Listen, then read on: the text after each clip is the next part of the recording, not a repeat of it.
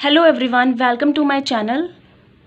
तो आज मैं बात करने वाली हूँ वॉमिटिंग यानी कि उल्टी के बारे में। इस वीडियो में मैं आपको बताऊंगी कि वॉमिटिंग होने के क्या क्या कारण हो सकते हैं।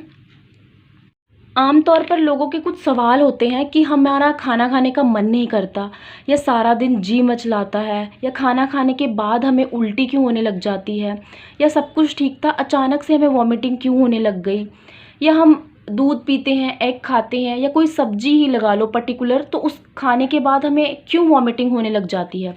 तो ये सारे सवालों के जवाब जो है वो आपको इस वीडियो में मिलेंगे।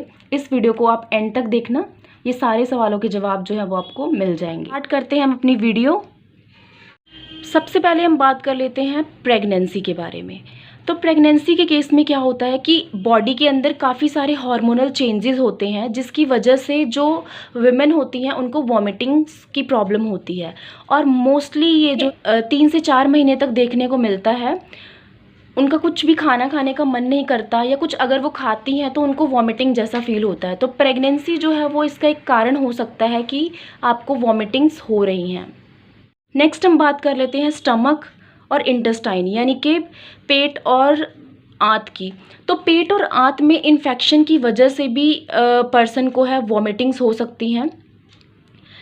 इसके कई कारण हो सकते हैं। जब हम ज़्यादा बाहर का खाना खाते हैं, या हम घर पर खाना सफाई से नहीं बनाया जाता, तो इन सभी कारणों की वजह से पेट या आंत की इन्फेक्शन हो सकती है, जिसकी वजह से बुखार आना, पेट में दर्द होना, मरोड़, ये सारी, और उल्टी होना।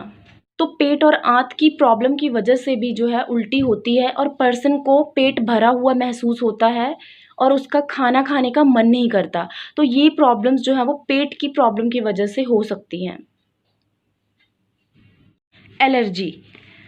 कई बार क्या होता है कि हमें कुछ पर्टिकुलर खाद्य पदार्थ से एलर्जी होती है। जैसे कि कुछ लोगों को मिल्क यानी कि दूध पीते हैं तो उनको डायरिया हो जाता है या उल्टियाँ होने लग जाती हैं। कुछ लोगों को एग से होती है एलर्जी, या कुछ लोगों को मशरूम से, नट्स से। तो किसी भी किस्म की, और कोई पर्टिकुलर सब्जी भी हो सकती है, फ्रूट भी हो सकता है जिससे उनको एलर्जी हो सकती है।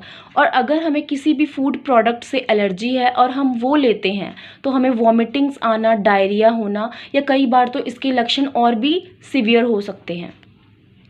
इस बात का आपको ध्यान रखना पड़ेगा कि आपको क्या खाने के बाद जो है वो उल्टी की प्रॉब्लम हो रही है।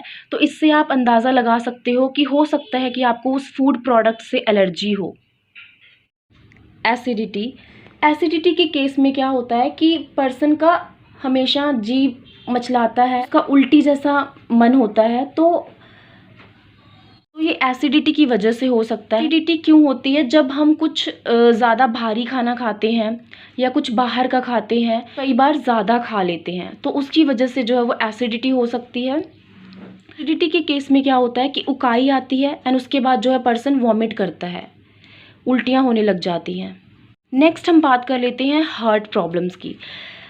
अगर किसी कारण के बिना आपको वॉमिट होती है, मतलब आप सही सलामत थे, ठीक ठाक थे, और आपको अचानक से उल्टी आने लग गई, तो इसका एक ये भी कारण हो सकता है कि उसको हार्ट की प्रॉब्लम हो।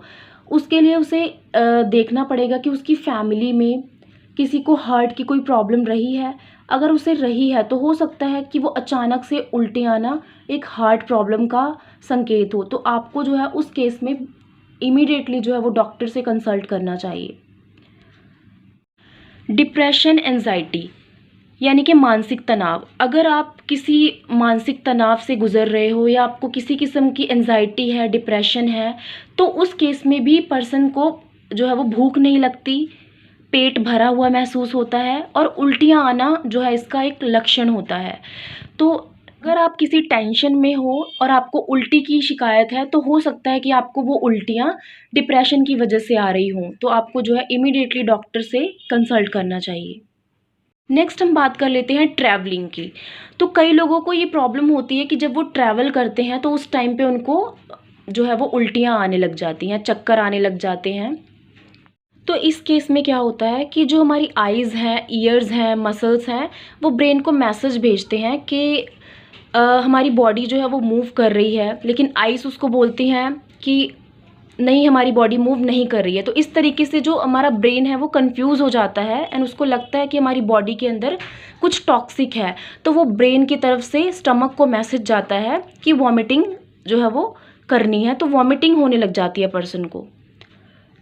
ट्रैवलिंग के टाइम पे आपको ये ऐसी प्रॉब्लम होती है तो आपको ऑलरेडी डॉक्टर से जो है वो मेडिसिन्स लेके जानी चाहिए। वॉमिटिंग होने का एक और बहुत इम्पॉर्टेंट कारण हो सकता है, अगर आप बहुत ज़्यादा एंटीबायोटिक और पेन किलर का सेवन कर रहे हो तो ये भी एक कारण हो सकता है आपकी वॉमिटिंग का।